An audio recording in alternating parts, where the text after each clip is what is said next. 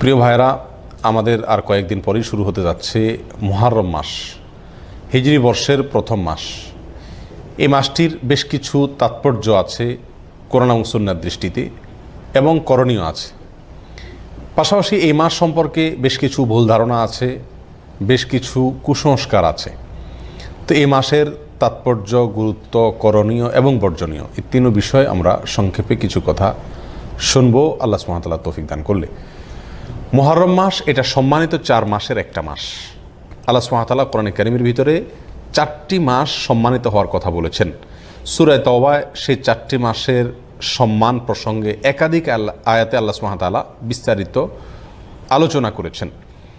সেই সম্মানিত 4 মাস কোন কোন মাস সে ব্যাপারে আবু বাকরাতা রাদিয়াল্লাহু তাআলা আনহু বর্ণিত সহিহ বুখারীর হাদিসে আসছে, নবী সাল্লাল্লাহু আলাইহি ওয়াসাল্লাম বলেছেন, সালাসুন মুতাওয়ালিয়াত, 3টি হলো ধারাবাহিক মাস, আর সে 3টি হলো জিলকদ, জিলহজ এবং এই যে মুহররম মাস এটি।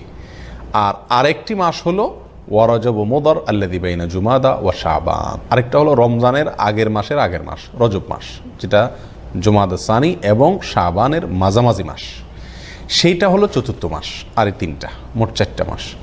এই মাসগুলোকে আল্লাহ সুবহানাহু ওয়া তাআলা সম্মানিত বলে ঘোষণা করেছেন, এবং এই মাসগুলোকে আল্লাহ সুবহানাহু ওয়া তাআলা মর্যাদা দিয়েছেন।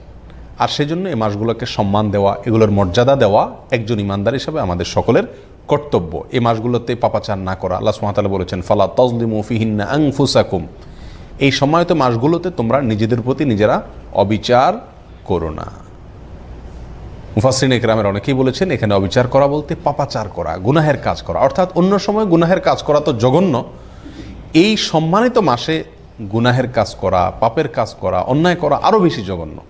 কারণ একটা অন্যায় কাজ একজন সম্মানিত মানুষের সামনে করা, এটা ডবল অন্যায়। সম্মানিত মানুষের অসম্মান হয়, আবার অন্যায় কাজ করা হয়। এই জন্য এই মাসগুলোতে অন্যায় থেকে বেঁচে থাকার জন্য বিশেষভাবে চেষ্টা করা দরকার, সচেষ্ট থাকা দরকার। কারণ আল্লাহ তাআলা এই মাসগুলোকে কি দিয়েছেন? সম্মান দিয়েছেন। আল্লাহর সম্মান, আল্লাহর দেওয়া সম্মান রক্ষা করার জন্য এই মাসগুলোতে পাপের কাজে একটু পিছপা হওয়া একজন মুমিনের উচিত, এবং নেকের কাজে, রুটিন নেকের কাজ যেগুলো, সেগুলোতে অগ্রসর হওয়া উচিত। অতএব এই সম্মানিত মাসের অন্যতম প্রধান এই করণীয়, এটি আমরা মাথায় রাখবো ইনশাআল্লাহ। এই মুহররম মাস আবার সম্মানিত মাসগুলোর ভিতরে অনেক উলামা ইকরামের মতে সবচাইতে শ্রেষ্ঠ। সম্মানিত যে 4টা মাস আছে তার ভিতরে সবচাইতে শ্রেষ্ঠ, এবং রমজানের পরেই মর্যাদার বিচারে শ্রেষ্ঠ মাস হলো এই মুহররম মাস। মুহররম শব্দের অর্থই হলো সম্মানিত। মুহররম শব্দের অর্থই কি? সম্মানিত। এই মাসটার নামই হলো সম্মানিত মাস, এবং হাদিসে এটাকে আল্লাহর মাস বলা হয়েছে। সব মাসই আল্লাহর, সব দিনই আল্লাহর, সব সময়ই আল্লাহর, কিন্তু এটাকে হাদিসে নবী করিম সাল্লাল্লাহু আলাইহি ওয়াসাল্লাম শাহরুল্লাহ, সহিহ মুসলিমের হাদিসে শাহরুল্লাহ বলেছেন, অর্থাৎ আল্লাহর মাস। আল্লাহর দিকে সম্বন্ধ করে এই মাসটির মর্যাদা আরও বৃদ্ধি করা হয়েছে। এই জন্য সম্মানিত 4 মাসের ভিতরে আবার এই মুহররম মাসের সম্মানটা তুলনামূলক বেশি। সেজন্য এই মাসটার প্রতি আমরা বিশেষ খেয়াল রাখবো ইনশাআল্লাহ। প্রিয় ভাইরা, একটা কথা আমরা বারবার বলে থাকি, সেটা হলো সম্মানিত মাস কখন আসে কখন যায় আমাদের দেশের সাধারণ মানুষ বেশিরভাগ লোক জানেও না। আপনি যদি বুঝতে পারেন যে এই যে চাঁদটা উঠতেছে সামনে, এই মাসটা সম্মানিত মাস, তাহলে আপনি ওই মাসের সম্মান দেখানোর চেষ্টা করতে পারেন। কিন্তু আপনি টেরই না পান কখন মাস আসলো, কখন গেল, কোনটা সম্মানিত কোনটা সাধারণ, তাহলে তো আপনি সে মাসের সম্মান দেওয়া, মর্যাদা দেওয়ার সুযোগই পাবেন না। এই জন্য এই ধারণাটি বিলুপ্ত হয়ে গেছে, যেহেতু সমাজ এটার ব্যাপক প্রচার করা দরকার, যে বছরে হিজরি বর্ষের 12টি মাসের মধ্যে 4টি মাসকে আল্লাহ তাআলা সম্মানিত ঘোষণা করছেন কোরআনে। খুচরা কোনো বিষয় কোরআনে থাকে না, এবং সেই সম্পর্কে আল্লাহ তাআলা বিশদ বিবরণ দিয়েছেন, সম্মান কিভাবে আমরা দেখাবো, পাপাচার করা যাবে না ইত্যাদি, যুদ্ধ বিগ্রহ করা যাবে না। এবং এই সম্মানিত 4 মাসের বিস্তারিত বিবরণ নবী করিম সাল্লাল্লাহু আলাইহি ওয়াসাল্লাম সহিহ বুখারীর হাদিসে বর্ণনা করেছেন। অতএব একজন মুসলিম হিসাবে আমাদের কর্তব্যের অংশ হলো এই মাসগুলো যখন আসে বিশেষভাবে নড়ে চড়ে বসে সম্মান করা। আপনি একভাবে বসে আছেন, ঠ্যাং ট্যাং সব মেলে দিয়ে, হঠাৎ করে আপনার শ্বশুর আসছেন, আপনার ভেতরে এক ধরনের পরিবর্তন আসবে কিনা, একটু নড়ে চড়ে বসবেন কিনা। আপনার বাবা আসছেন, একটু নড়ে চড়ে বসবেন কিনা। এর মানে আপনি তাকে সম্মানিত মনে করছেন। একজন সাধারণ মানুষ আসলে হয়তো আপনি নড়ে চড়ে বসবেন না, কিন্তু আপনার সম্মানিত কোনো মানুষ আসলে আপনার মধ্যে এক ধরনের পরিবর্তন আসবে। এই জন্য ভাই, সম্মানিত 4টি মাস যখন আসে, একজন মুমিন নড়ে চড়ে বসবে।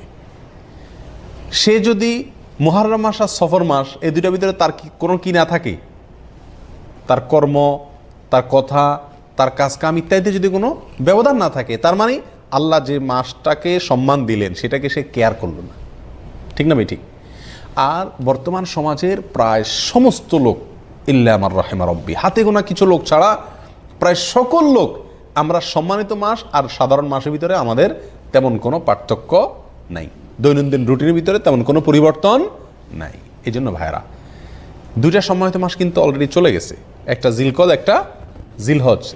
তো এই যে 2টি সম্মানিত মাস গেল, অন্য সব আমল আপনি বাদ দেন, এই 60 দিনের ভিতরে, এই 2 মাসের ভিতরে আপনার মাথায় কয়বার এই চিন্তাটা আসছে যে যে দিনটা যাচ্ছে, যে সময়টা যাচ্ছে, এটা আল্লাহ ঘোষিত সম্মানিত মাস? এই চিন্তাটা কয়বার আসছে? যারা নিয়মিত নামাজ রোজা করেন আলহামদুলিল্লাহ, তাদের ভিতরে আপনি খবর নিয়ে দেখেন, আপনি নিজেরটা নিজে চিন্তা করেন। এই জিলহজ মাস গেল, এই মাসে কোরবানির কথা বারবার মনে পড়ছে, কোরবানি করছেন, ভালো কথা, কিন্তু এই মাসটা সম্মানিত মাস, কোরবানির আগে পরের দিনগুলোও মর্যাদাপূর্ণ দিন। এই কথাটা অন্তত মাথায় আসছে, মর্যাদা, এটা মাথা আসলেও তো এটার প্রতি বিশেষ সম্মান মন থেকে তৈরি হয়। ঠিক না ভাই? ঠিক। সেটাই বা আমাদের কতবার হয়েছে? এর উত্তরে আমার মনে হয় বেশিরভাগ লোক বলবেন যে একবারও হয়নি। কি বলেন? আপনাদের কয়জনের মনে পড়ছে যে এটা সম্মানিত মাস? বলেন। একজন পাওয়া গেছে। তো ভাইরা, সেই জন্য এই মাসটি সম্মানিত, এই মাসটি মর্যাদাপূর্ণ, এই ধারণাটি সমাজে ব্যাপকভাবে প্রচার করা দরকার।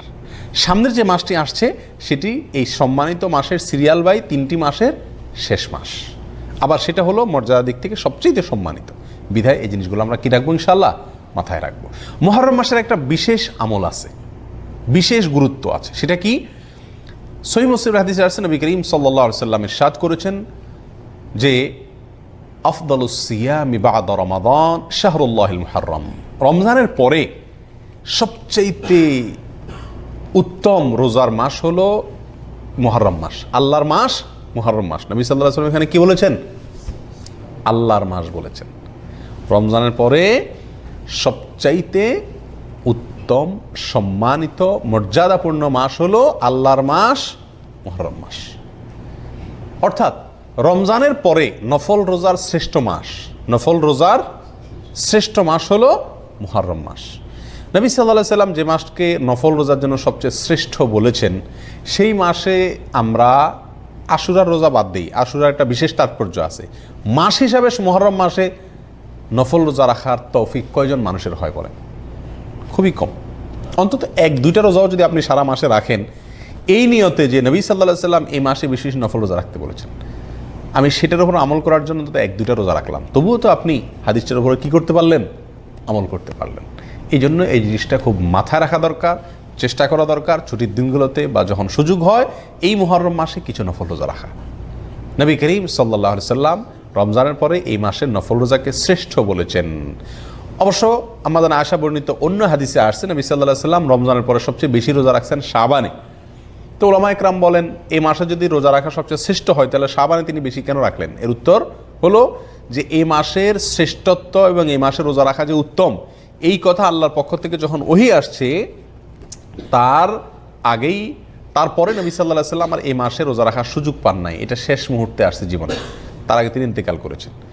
তারপরে তার মানে শাবান হলো 3য় শ্রেষ্ঠ নফল রোজার জন্য। রমজান ফার্স্ট, সেকেন্ড হলো মুহররম, এরপরে 3 নম্বর অবস্থান হলো কোন মাসের? শাবান মাসের। তো শাবান মাসে নবী সাল্লাল্লাহু আলাইহি ওয়াসাল্লাম বেশি বেশি নফল রোজা রাখছেন, কারণ তিনি সেটা আমলের সুযোগ পাইছেন। আর মুহররমেরটা তিনি বলছেন কিন্তু নিজে করার সুযোগ পান নাই, তার আগে ইন্তেকাল করেছেন।